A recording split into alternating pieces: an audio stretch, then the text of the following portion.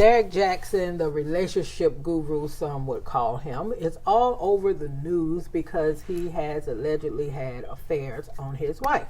So I would like for us to consider this whole situation through this lens. If you go to a doctor, or if you have a doctor who is advising you on how to have a healthier lifestyle, but that doctor himself is overweight, do you take his advice?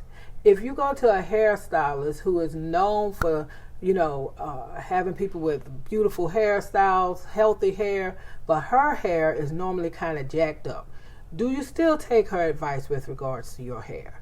If you have a coach in anything, be it sports or something else, who this coach doesn't have your level of ability, but has improved your ability within whatever you're being coached on, do you keep that person as a coach?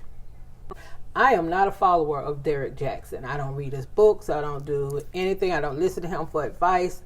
But I gave those examples of the doctor, of the hairstylist, of the coach, because I want us to consider, is it possible for someone to give valuable advice even if they're not able to execute that advice themselves? Are you seeing benefits in your life from taking the advice of that doctor who may be overweight, the hairstylist who may have unhealthy or whack hair herself, the coach who never in a million years had your skill set and the thing you're being coached on, but they're making you a greater person in that space, be it a player or whatever you're being coached on? So should the question in that situation be solely, what fruit am I seeing in my life from receiving advice from that person? And if there is a positive gain from the advice, how do you then handle what might feel like hypocrisy? I think it's a legit question to ask.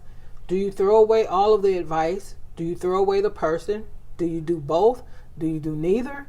What do you do? Bigger than Derrick Jaxn, we are talking about human beings. So, it could be a situation where you feel like, hey, I got to tap out because of what the situation is. The scenario is too much for me, and you should definitely do that.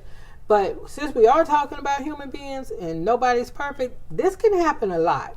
So just asking, what do you do with the advice if it had indeed proven to be a value add for your life?